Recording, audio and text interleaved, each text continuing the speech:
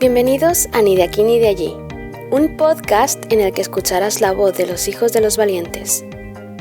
Los hijos de aquellos hombres y mujeres que abandonaron su país de origen y llegaron a España durante los 90 y principios de los 2000. Mi nombre es Michelle y seré quien te acompañe en este podcast, en el que hablaremos sobre la identidad cultural de los inmigrantes de segunda generación o hijos de inmigrantes hispanoamericanos en España. Puedes encontrar más información acerca de estos conceptos, los países que tratamos y más en bit.ly/ni de aquí ni de allí. bit.ly/ni de aquí ni de allí. Todo junto, sin guiones ni espacios. El episodio de hoy es diferente y quiero disculparme de entrada por todos los ruidos de fondo que vas a notar, dado que la conversación se grabó en un parque a principios de primavera. Para este episodio hablé con Angibel, originaria de San Carlos, Venezuela. Angie es actualmente au pair en Alemania. Antes estuvo trabajando un par de años en España y previamente estudió ingeniería química en Venezuela. Angie no entra en el grupo de inmigrantes de segunda generación. Podría decirse que ella es de la primera generación de inmigrantes de su familia. Sin embargo, su abuelo paterno era un español que emigró a Venezuela. El socialismo es una idea bonita. El socialismo, si tú lo ves como una idea, es una idea muy bonita. Pero es una idea que a los hombres les cuesta mucho implementar, en el sentido de en realidad hacer que todos sean iguales es un ideal muy grande. Y si quieres hacer que todos sean iguales, pues hazlo que sean iguales arriba. No hagas que todos sean iguales abajo en la miseria. Haz que todos sean iguales arriba. Escuchar a Angie hablar de Venezuela es impactante, ya que, a pesar de que recibimos noticias de lo que ocurre en el país, escuchar hablar a alguien sobre lo que vivió y sobre lo que vive su familia allí cambia la forma en la que se reciben esas noticias. Conocí a Angie aquí en Alemania y, entre otras cosas, nos unió el hecho de que ambas somos actualmente au pairs, ambas venimos de España y ambas somos oriundas de Latinoamérica. Le agradezco muchísimo que se haya prestado a participar en este podcast y me haya permitido comprender un poco mejor lo que ocurre en Venezuela y los motivos por los que los venezolanos deciden salir de su país. Un país en el que, recordemos, se encuentran las mayores reservas petroleras del mundo. Espero que cuando acabes de escuchar este episodio, tú también entiendas por qué tantos venezolanos y venezolanas abandonan a sus familias y a sus amigos.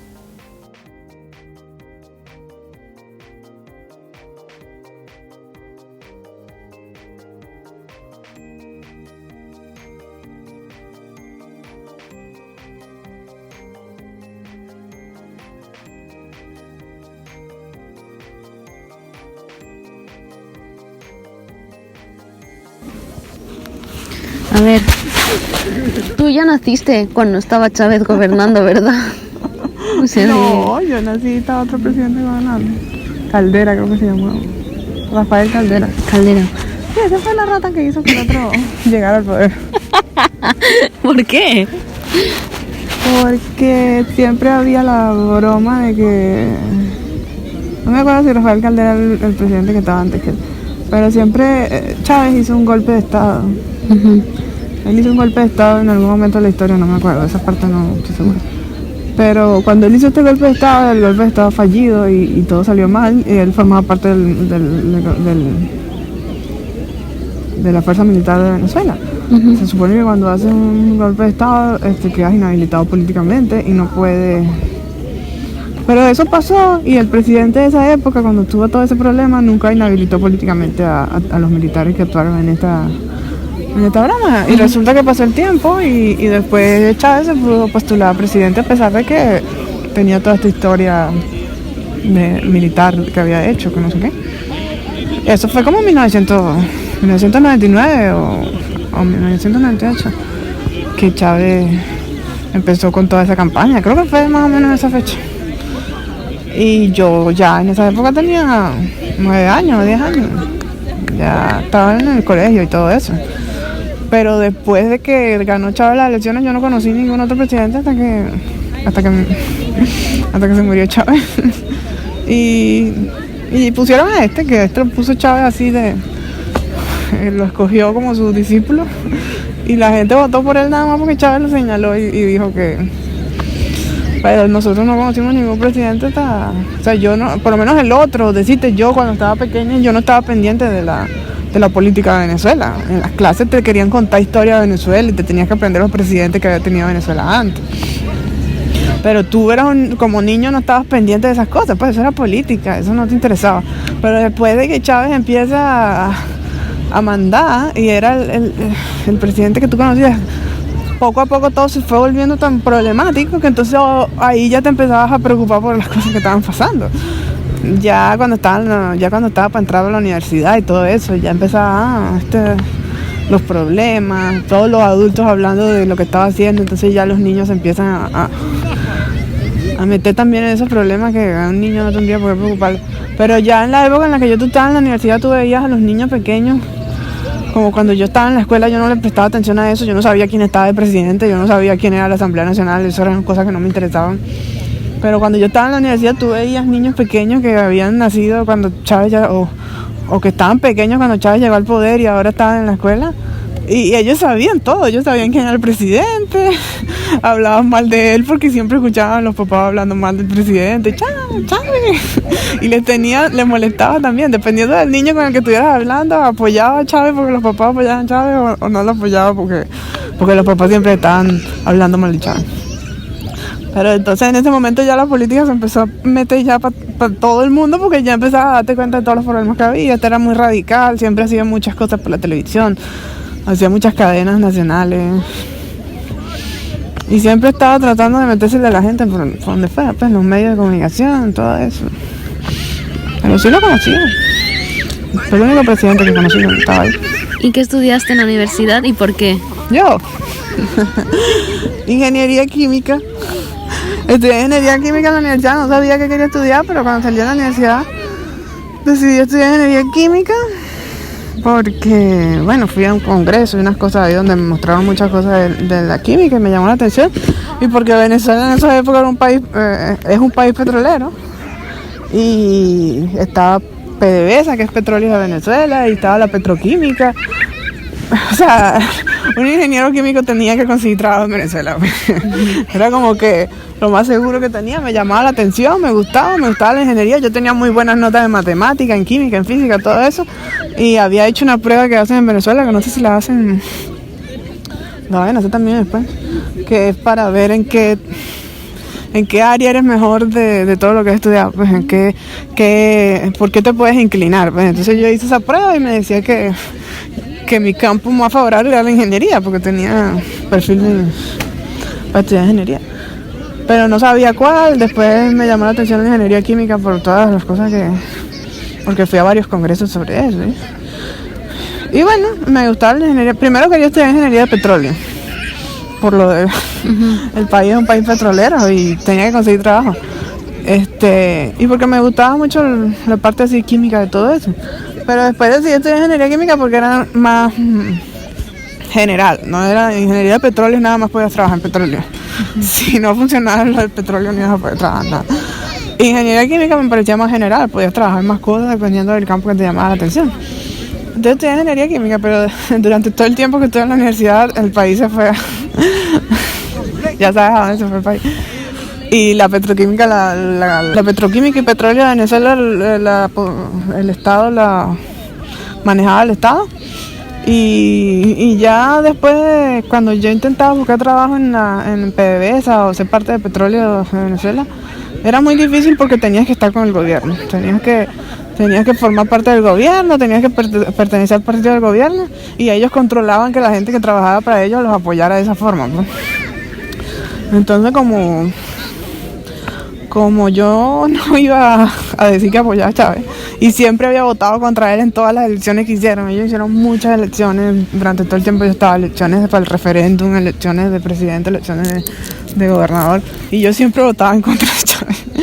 Entonces obviamente nunca me iban a trabajar en la petroquímica. Y si me daban trabajo por algún milagro, en el momento que me dijeran que tenía que salir una marcha o decir que apoyaba a Chávez, no lo iba a hacer, me iba a molestar y me iban a votar. ¿Es obligatorio eso? Era en un momento todas las personas que trabajaban para el sistema público, que si trabajabas para la luz o trabajabas para las escuelas públicas, todo lo que el gobierno controlara, el gobierno controlaba el PDVSA y Petróleo de Venezuela. Ellos necesitaban que la gente saliera a la calle para demostrar que tenían apoyo de mucha gente, que el pueblo los apoyaba. Entonces empezaron a decirle a la gente que tenían que salir a las marchas que ellos organizaban por el gobierno, por el Partido Socialista y todo eso.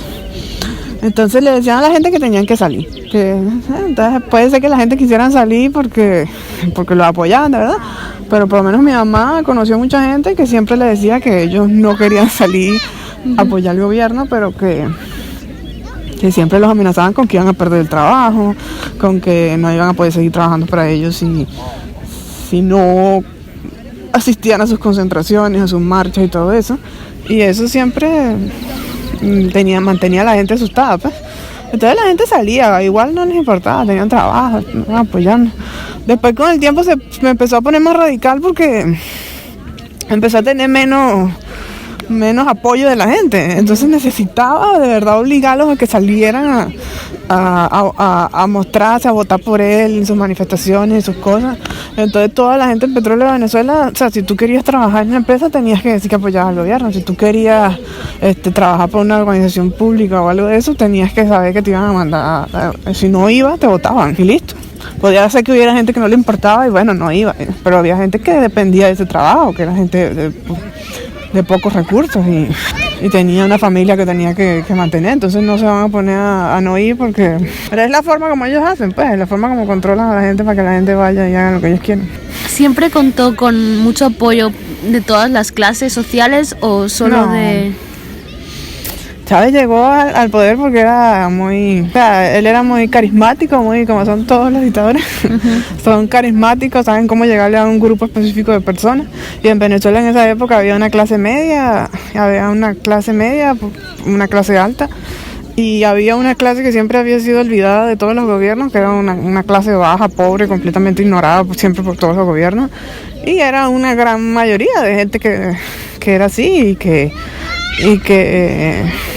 y que no tenía la educación para poder en realidad entender lo que le estaba hablando Y fue a las personas a las que, porque él también venía de abajo, supuestamente él venía de abajo, él también había sido una persona de varios recursos que se metió en la fuerza militar y todo eso y llegó a tener el estatus que tenía. Entonces él siempre le hablaba a la gente como que él era uno de ellos y él iba a luchar por sus cosas.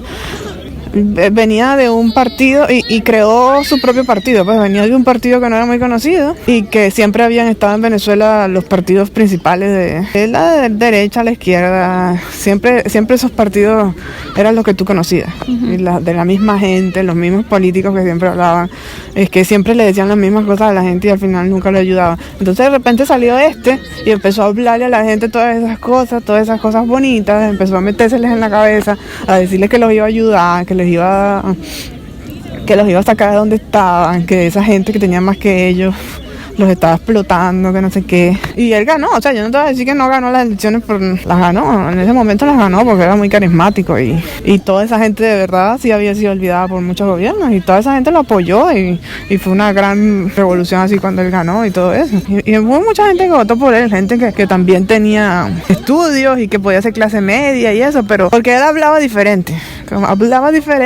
y no hablaba como los políticos normales, era así todo, hablaba como hablaba la misma gente a la que se estaba refiriendo. Entonces ellos lo veían como alguien, formaba parte de ellos, pues. Entonces les ganó. Y tampoco fue, las cosas que él fue haciendo, las fue haciendo poco a poco. Tampoco fue que, de eso tomó 15 o 16 años para hacer todo lo que hizo. Y él durante todo ese tiempo fue perdiendo gente que lo apoyaba. más que todo la gente de clase media y eso que estaban más preparados para ver lo que estaba pasando. Pero la gente que él siempre apoyó, la gente que él siempre se le metió en la cabeza, y eso, esa gente lo apoyó hasta el final. Porque esa gente creía firmemente en todo lo que él había dicho. Y él de alguna forma buscó la manera de metérseles en la cabeza y hacerles un lavado de cerebro, que incluso yo creo que hasta que estaba Maduro ahí, pasaban todos los problemas que estaban viviendo, no tenían comida, no tenían vivienda, no tenían cosas, y ellos todavía seguían creyendo que todo lo que estaba pasando era culpa de Maduro, pero que Chávez había hecho todo bien. Entonces él tenía esa personalidad, tenía esa de llegarle a la gente y saber cómo hacer concentraciones y hablarle a la gente y hacer que se animaran y que fueran a votar por él y todo eso. Eso lo tenía, eso no se le puede negar. Pero al final funcionó. En el estado actual de Venezuela lo que escuchamos siempre es que no se puede conseguir cosas básicas. ¿Eso lo llegaste a vivir tú? Oh, sí.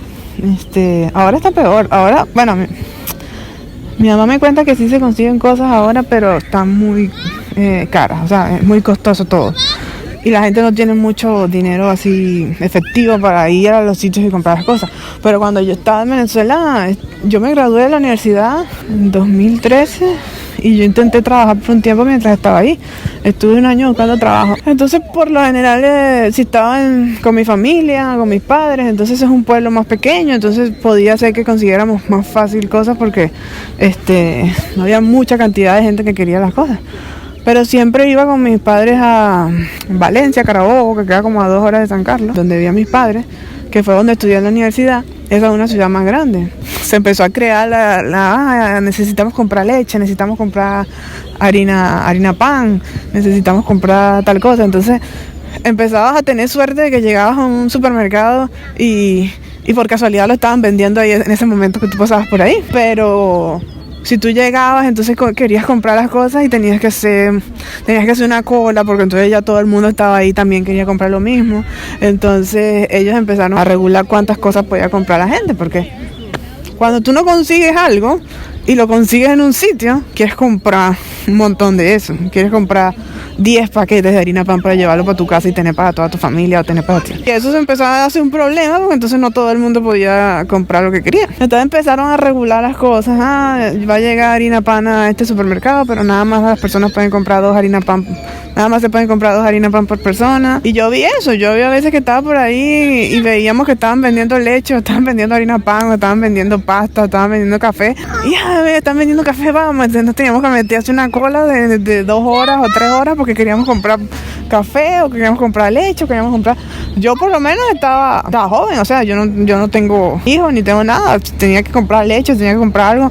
Yo no me iba a poner una cola de 3 horas porque necesitaba comprar eso.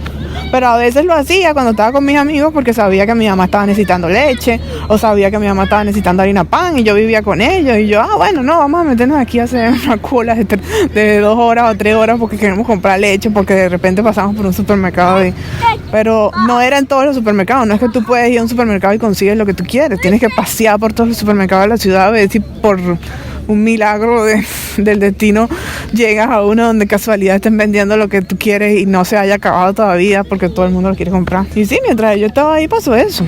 Y mientras yo estaba, después de ese año que me gradué, empecé a trabajar y duré como un año trabajando. Y siempre la gente que estaba ahí trabajando conmigo decían, están vendiendo harina pan en el supermercado, están vendiendo leche en el supermercado. Salían todos en el tiempo que tenían libre ahí a comprar cosas en el supermercado. Eso no está bien. O sea, la gente se acostumbra a las cosas. Ellos se acostumbran a que, están vendiendo. Pero si tú te pones a pensar ahora, o sea, ¿por qué yo tengo que salir en mi hora de descanso del trabajo, hacer una cola de quién sabe cuántas horas para comprar 2 paquetes de leche porque tengo que llegar con leche al trabajo? La gente se va acostumbrando a esas cosas, se va acostumbrando poco a poco. Bueno, hay que hacerlo. Y ahora lo que me dice mi mamá es que si se consiguen, tú puedes ir y de repente conseguir lo que necesitas o esperar unos días y va a llegar al supermercado lo que necesitas, leche, eso, pero que está muy costoso porque tienes una inflación del, no sé, 500% de inflación y no puedes.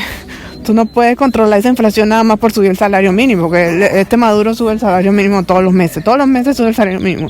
Y eso no va a hacer que los productos, que para la gente sea más fácil comprar las cosas. Eso lo que va a hacer es que el mercado sea más competitivo. La gente va a subir igual los productos cuando él suba el salario mínimo. Lo que pasa es que como él tiene los productos regulados, pero las empresas pueden subir los precios a todas las demás otras cosas que venden que él no tiene regulado. El hecho de que él suba el salario mínimo no va a reducir la inflación que él ha ocasionado en el país. Entonces ahora la gente consigue las cosas, pero la gente no tiene efectivo, porque también todos los bancos no funcionan bien y los negocios no quieren aceptar tarjetas de crédito, tarjetas de débito. Entonces muchos negocios exigen que se les pague con efectivo. Entonces la gente no tiene efectivo en la calle porque es muy difícil conseguir efectivo directamente, porque es muy difícil sacar plata de un cajero, porque es muy difícil que te paguen en efectivo. Entonces bueno, la gente tiene que batallar para ver cómo hace. Incluso mi mamá, que mi mamá es médico y gracias a Dios puede seguir dando su consulta y ella le puede poner el precio de su consulta. A pesar de eso no gana lo suficiente para poder mantenerse ellos bien. Incluso a ella le cuesta conseguir cosas y conseguir bromas. Entonces ¿cómo será una persona de bajos recursos que no tiene las mismas facilidades que puede tener mi mamá de alguna forma? Entonces esa es la gente que está afectando más por toda la situación. O sea, los votantes... Los que eran las personas que votaron por él y que lo siguen apoyando, que ahora no creen en el gobierno y mucha gente se ha echado para atrás y dice no, que el gobierno, pero es el gobierno de Maduro. Ellos todavía mi mamá me cuenta que ella sigue hablando con la gente. Y ellos siguen hablando del gobierno de Maduro como si fuera algo separado de Chávez. Que el gobierno de Maduro tiene la culpa de lo que está pasando ahora, que ellos están pasando hambre por culpa de Maduro, que las cosas están tan mal por culpa de Maduro. Pero resulta que lo que Maduro está bien. Todo se ha deteriorado exponencialmente mucho más rápido porque Maduro no sabe nada y no sabe cómo controlar la situación que ya venía desarrollándose desde todos los años que tuvo Chávez en el poder. Porque Chávez estuvo en el poder y Venezuela estuvo en un auge económico muy grande, donde el petróleo tuvo el mejor precio de todo el mercado de todos esos años que tuvo Chávez en el poder. Y Chávez tuvo mucho dinero porque el petróleo estaba muy bien en esa época.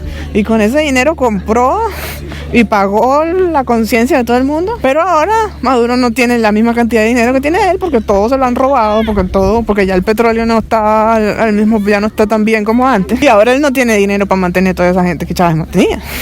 Entonces ahora los corta. Entonces a esa gente ya no le gusta que no le den dinero. Entonces ellos le echan la culpa a Maduro de que todo lo que está pasando ahorita es culpa de Maduro. Pero ellos no aceptan que todo el periodo de 15, 16 años que tuvo Chávez en el poder fue cuando todo se fue deteriorando.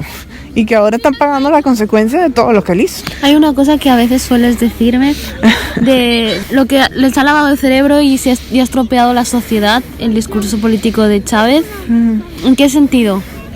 Bueno, eso es lo que a mí me parece que es lo peor de todo. Eso es lo que yo le decía a mi mamá que era el motivo por el que yo me iba de Venezuela. Porque si tienen suerte puede ser que el gobierno cambie, puede ser que un día hagan unas elecciones y no hagan trampa o hagan algo y por fin cambien el gobierno. Va a ser muy difícil para ese gobierno mejorar el país, pero puede pasar.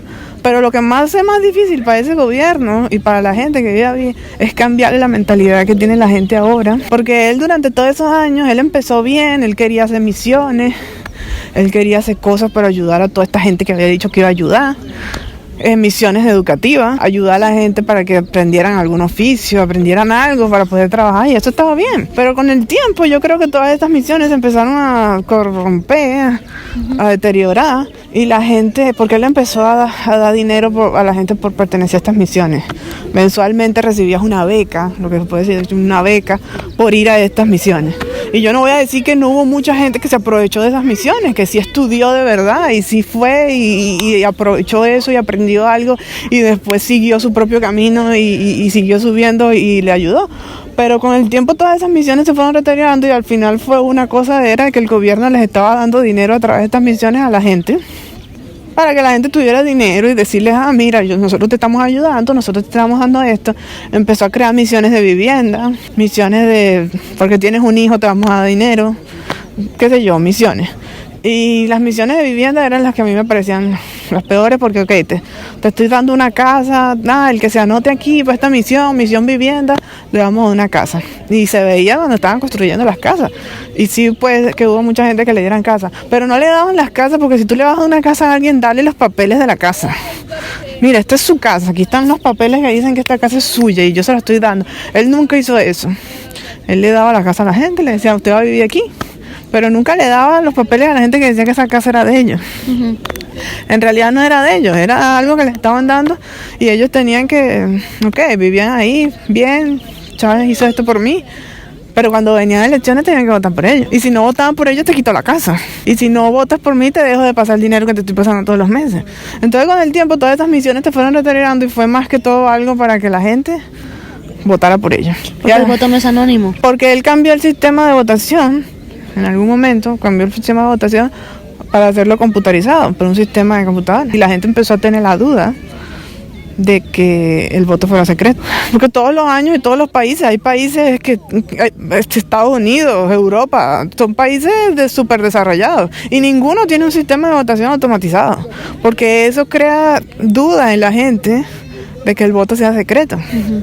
Porque es una computadora, a través de una computadora tú puedes manipular todo lo que tú quieras. Pero empezó a correr el rumor de que ellos podían saber por quién se había votado. Y empezó a existir el miedo de que sí les iban a quitar las cosas y de que sí le iban a quitar las cosas. No te podría decir cómo temía a esa gente que le iban a las cosas porque yo nunca me vi en esa situación, pero sí mi mamá, llegaba gente a la consulta que le decía eso, llegaba gente que le decía esas cosas y ella sabe de primera mano que había gente que le decía eso. Pero todas esas misiones empezaron bien, pero con el tiempo se fueron retrogradando. Pero toda esta gente era gente que él les lavó el cerebro en el sentido de que les dio dinero, les dio cosas, les dijo que los iba a ayudar.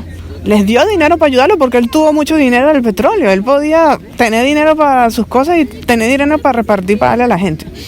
Le metió la idea a la gente en la cabeza que los que tenían más que él, le metió la idea del socialismo, pero el socialismo como lo veía, que la gente que tenía más que ellos eran malos, que la gente rica era mala, la gente que tenía más que ellos, la gente que tenía una casa, que tenía un carro, que tenían más que ellos, los doctores, los ingenieros, los que tenían más que ellos eran malos, porque los estaban dejando a ellos como ellos estaban, en la situación que ellos estaban. Y la gente empezó a creerse eso, empezó de verdad a odiar a la gente que tenía más, porque si tú quieres que todos sean iguales, que sea socialismo y que todos sean iguales, pues esta gente que está abajo, llévala a donde están los otros que están arriba, dale los medios para que ellos tengan una casa, para que ellos tengan un carro, para que ellos tengan una educación. No les digas que toda la gente que está arriba es mala y que tiene que venir a donde están ellos y ser todos iguales abajo. Es tonto. Entonces toda esa gente empezó a odiar a la gente que tenía más por la forma en la que él se refería a ellos. Esto es un discurso de Chávez y lo escuchas y lo escuchas y lo escuchas y te está dando dinero y te está ayudando y te está dando las cosas. Bueno, es verdad, yo lo entiendo, me está ayudando, me está dando todo lo que necesito. Esa gente es mala, esa gente no está haciendo nada por mí. ¿Por qué no voy a querer yo a que me está? Es verdad. Y además si tú no tienes una educación, por eso es que, a mí me parece que lo más importante es eso, pues, que tú eduques a la gente, que le digas. Y que no pueda venir cualquiera a decirle cualquier cosa y que ellos le vayan a creer, porque no necesariamente se lo están diciendo por su bien. Si tú le dices a alguien durante mucho tiempo una mentira o una idea y se la refuerza y se la refuerza y se la refuerza y le das dinero y le das una casa y le das cosas y lo mantienes ahí, y bueno, la gente se empieza a acostumbrar y empieza a creer lo que tú le estás diciendo y empieza a buscarle sentido y empieza a creerlo y dice, bueno, está bien, me está ayudando, ¿por qué no voy a yo apoyarlo? ¿Por qué no lo voy a...? Y eso fue lo que cambió a la gente. La gente empezó a creer que, bueno, yo no tengo por qué trabajar, yo no tengo por qué trabajar, yo tengo que me da dinero, o puedo hacer esto por aquí más fácil y no necesito estudiar, no necesito... Entonces eso fue lo que dañó más a la sociedad. Eso, yo podía ir a la calle y salía en el bus y todo eso, y tú escuchabas que la gente en verdad sentía odio y le molestaba que otros tuvieran más que ellos, o se quejaban de su situación por cómo estaban o porque estaban peor que otros, pero no hacían nada para salir de eso. O darme oportunidades para yo mismo estudiar y yo mismo procurarme mis propias cosas y no tener que depender de ti para que tú me des todo a mí. Entonces ahí yo voy a poder llegar a donde están los otros y ser también clase media, clase alta, no nada más quedarme aquí donde estoy.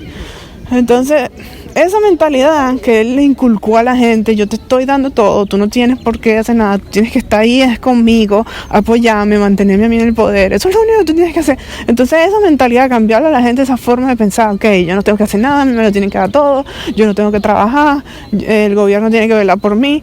Esa mentalidad es la que va a ser difícil de cambiarle a la gente, porque ahora que el gobierno no le da tanto dinero a la gente como se le daba antes, ellos han buscado otra forma de defenderse, de buscarse, pero todos son trabajos corruptos, o sea, trabajos que la misma situación del país hace que sea posible. Lo que te digo de ir a los supermercados y comprar cosas, hay gente que se dedica especialmente a ir a los supermercados, comprar todo lo que pueda comprar, llevarse a toda su familia para que toda su familia pueda comprar todo lo que pueda comprar. Y eso que compró a un precio regulado por el gobierno, ir a la esquina, poner una mesa y poner los productos y venderlos al cuádruple o al quíntuple de lo que lo compró, porque la gente está desesperada por comprarlo.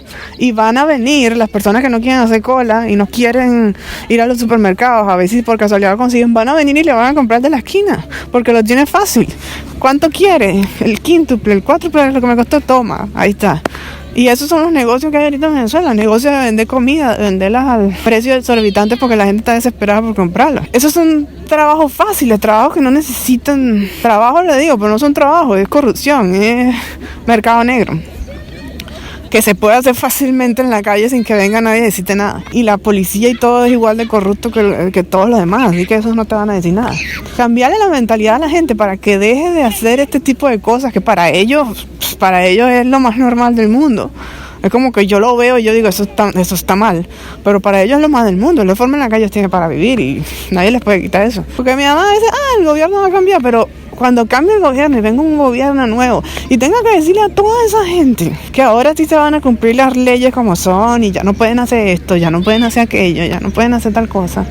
Eso es lo más difícil de todo. Eso va a ser lo más difícil de todo. Para cualquier gobierno que venga, no importa de dónde venga.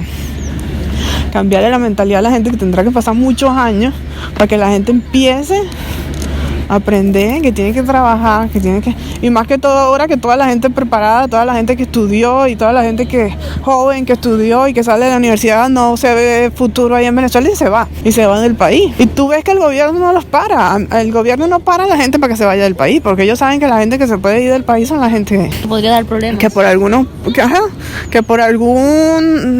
la familia tienen recursos y de alguna forma pueden conseguir un pasaje de avión rebuscando y se van, y ellos no te paran para que tú te vayas, ellos te pueden poner problemas y eso, pero ellos no les molesta que tú te vayas, porque la gente que se va es la gente que tiene una educación, que salió de la universidad y no consigue trabajo, que no ve oportunidades en el país y se va ahí porque quiere conseguir otra oportunidad en otro lado. Y ellos quieren que esa gente se vaya, porque esa gente no la pueden controlar. Esa gente son los estudiantes que salen a protestar todos los días en la calle en la universidad, que los fastidian, que hacen protestas, que salen en la televisión, que salen en los medios de comunicación internacionales haciendo protestas, hablando, políticos que se están quejando. Esa gente, ellos quieren que se vayan. Ellos quieren que se vaya y que se quede la gente que pueden controlar. La gente con pocos recursos, que no puede irse del país y que por más que sea, ellos pueden seguir controlando si le dan algo, si les hablan, si le dicen cosas, hasta que en algún momento la situación explote y ya esa misma gente no lo siga apoyando y no lo siga.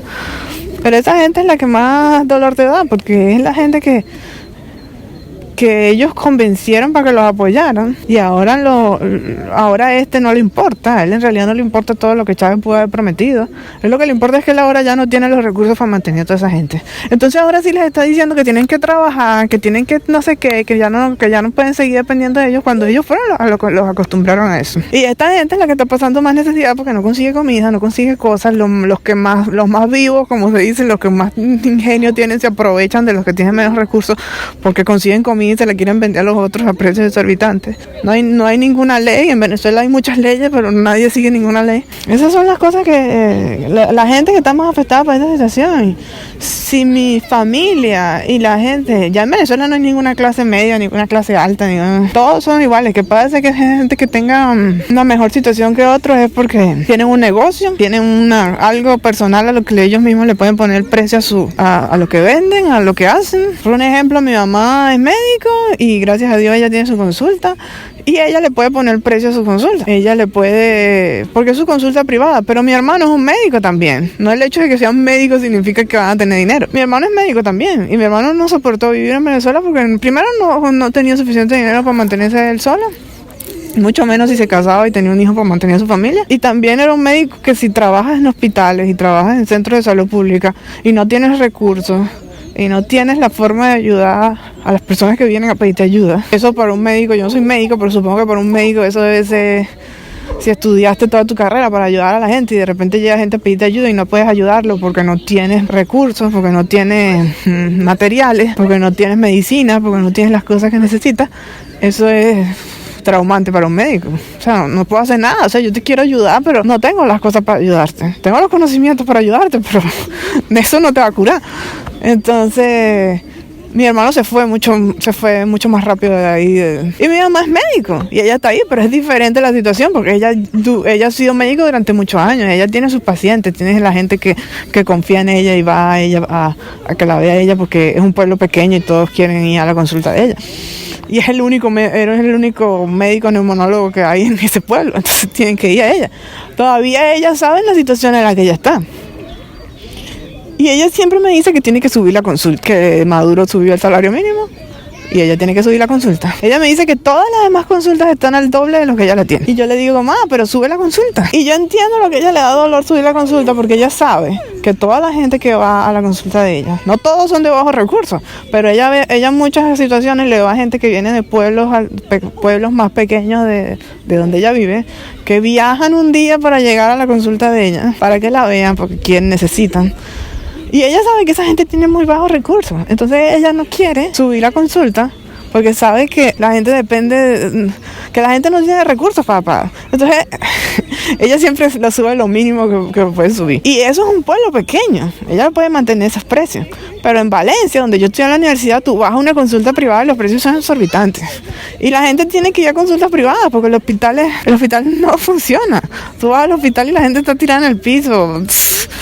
Los hospitales no funcionan. La gente va y la gente ahí, si la gente es buena, las enfermeras, los doctores y de verdad quieren hacer algo por ti, ellos van a hacer todo lo posible para hacerlo, pero no tienen los recursos para mantener un hospital.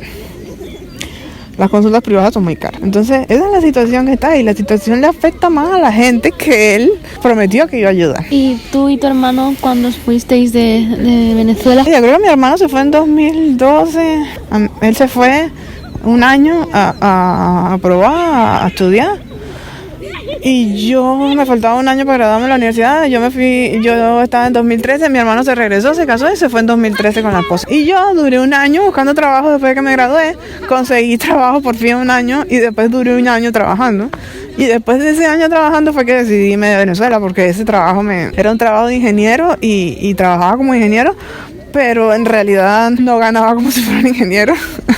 Con decirte que ganaba un salario por decirte, no sé, 6.000 bolívares, no sé.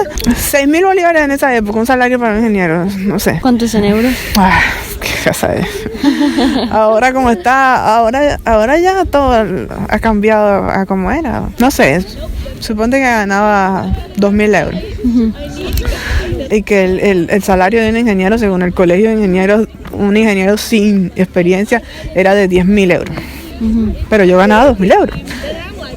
Y yo estaba contenta porque había conseguido trabajo por fin. Porque yo quería experiencia trabajando. Te dicen, no, pero no tienes experiencia, entonces esto es lo que te podemos pagar. Y tú dices que sí, porque tú estás desesperado por conseguir trabajo. El ejemplo que te voy a dar para que compares cómo era lo que yo ganaba con lo que... Es que yo ganaba, suponte, 2.000 euros al mes. Y yo no podía ir al supermercado a hacer un mercado con eso. Pues.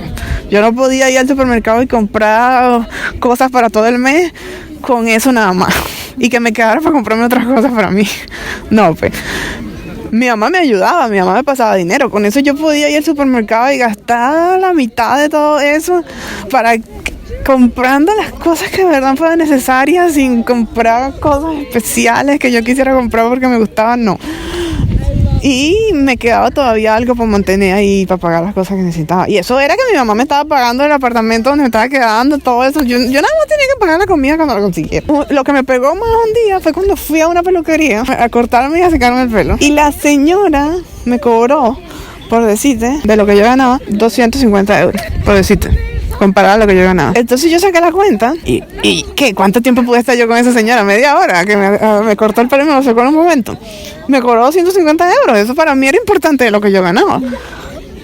Esa señora le venían 10 personas al día y ganaba más dinero de lo que ganaba yo en un mes. Wow. Y yo era ingeniero. Yo había estudiado 5 años. No es que por ser ingeniero soy más que ella, pero yo estudié para supuestamente tener un trabajo en el que me iba a ir muy bien y todo iba a ser perfecto. Entonces yo le dije a mi mamá, fui a la peluquería y la señora me cortó el pelo, me cobró esto.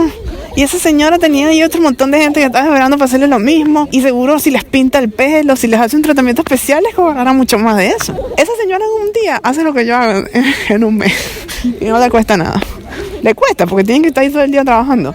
Pero después se va para su casa y tiene dinero para conseguir las cosas. ¿Qué estoy haciendo? Para eso me voy a un curso de peluquería y me pongo a trabajar de peluquero y me va a ir mejor. Entonces, eso se pica, o sea, como que eso no es lo que yo quiero hacer. Yo quería estudiar esto porque me gustaba. Entonces ese trabajo empezó a hacerme como que, no nada más eso del dinero, porque yo también decía, bueno, si tengo experiencia, más adelante puedo solicitar por algo mejor y eso. Sino que en el trabajo también me molestaba la situación, cómo era. Era una familia y era una familia que estaba en contra del gobierno. Era una familia en contra del gobierno. Es como que tú dices, es perfecto, yo también estoy en contra del gobierno, nos vamos a llevar bien. Y no era así, porque ellos estaban en contra del gobierno, se quejaban todos los días del gobierno. Pero ellos tenían unos trabajadores. Yo obviamente me daba cuenta que ellos a sus trabajadores no les pagaban lo que les tenían que pagar. Ellos no les pagaban lo que debían pagarle correspondiente a la ley.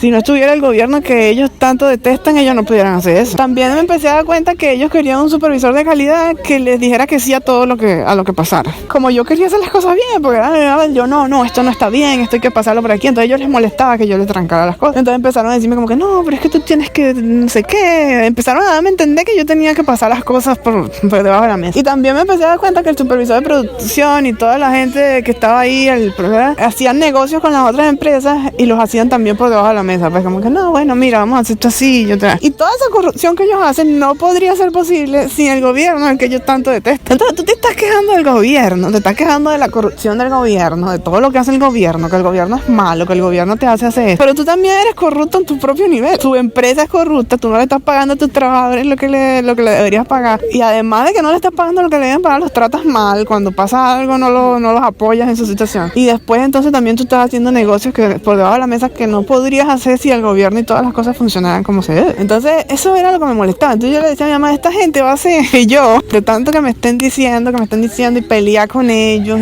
y la situación, entonces va a llegar un momento en que yo voy a decir, bueno, está bien, voy a hacer las cosas como ustedes dicen para que me dejen tranquila.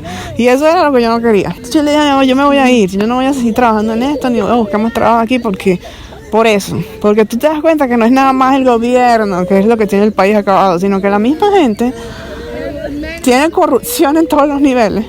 Y la misma gente es la que está acabando con el país. Entonces, hasta que tú no le cambies la mentalidad a la gente y lo hagas entender, tienen que hacer las cosas como se deben hacer. Y seguir las reglas que están en la Constitución, que están en las leyes, que están en las cosas. Hasta que tú no cambies esa mentalidad, no de verdad vas a cambiar a la gente. Porque yo también podía pensar, ay, ya va a cambiar el gobierno. Cuando cambie el gobierno todo va a estar mejor. Cuando cambie el gobierno todo va a estar mejor. Van a otras elecciones. Cuando haya estas elecciones va a cambiar el gobierno y todo va a estar mejor. Pero cuando te das cuenta que hasta que no cambies la mentalidad de la gente, como la sociedad, lo que piensa, yo quiero hacer esto.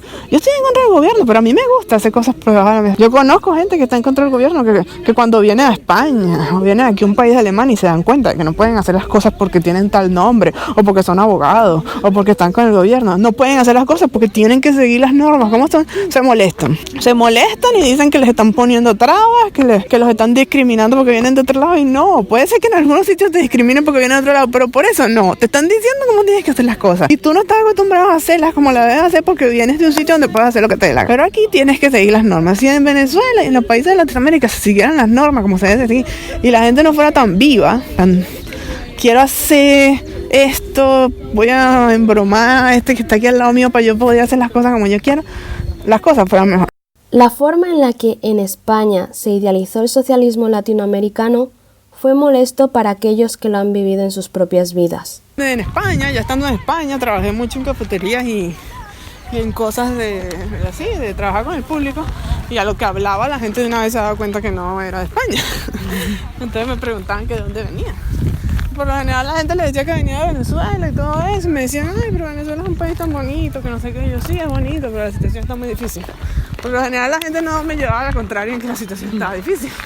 Pero por lo general la gente que formaba parte del Partido Socialista de España siempre les gustaba llevarme la contraria y decir que no, que la situación en Venezuela está... A mí, que vengo de allá, que sé cómo está la situación, que iba por el supermercado y no conseguí un cartón de leche. Entonces me decían, siempre la frase que me decían era como que, pero ¿por qué te viniste para España si nosotros estamos tan mal? Y en Venezuela está todo tan bien, Venezuela es tan bonito, tan rico. Y yo le decía, ustedes no están mal. Ustedes no están mal. Ustedes tienen una crisis. Habían tenido un estatus durante un tiempo y ahora bajaron el estatus que tenían, y es comprensible que se quejen porque no están en las mismas situaciones en las que estaban antes, pero no están mal. Mal es ir a un supermercado y no conseguir leche, no conseguir harina, no conseguir azúcar, tener que pasear por todos los supermercados para lograr conseguir lo que tú quieres. Y cuando les decía eso, tú te das cuenta que apoyaban a Chávez, porque si has vivido en Venezuela y has escuchado todo lo que dice Chávez siempre, y esta gente se pone a hablar, ellos repiten como un canario las mismas cosas que decía Chávez. El imperio, el capitalismo, nos quiere destruir. Cosas que le metes a la gente en la cabeza para que crea que los demás tienen la culpa y que tú no tienes la culpa. Tú estás en el poder, tú eres el presidente, tú eres el que manda, pero tú no tienes la culpa. La culpa la tiene la otra gente. Entonces eso me pasó mucho cuando estaba en España. Pero por lo general era con gente socialista que creían en Chávez y en su idea. Próximamente, Paula nos hablará en detalle sobre eso. Si te ha gustado el episodio, no olvides seguirnos en Facebook, dejarnos una valoración en iTunes, un comentario en YouTube o un like en iVoox. Hasta el próximo episodio.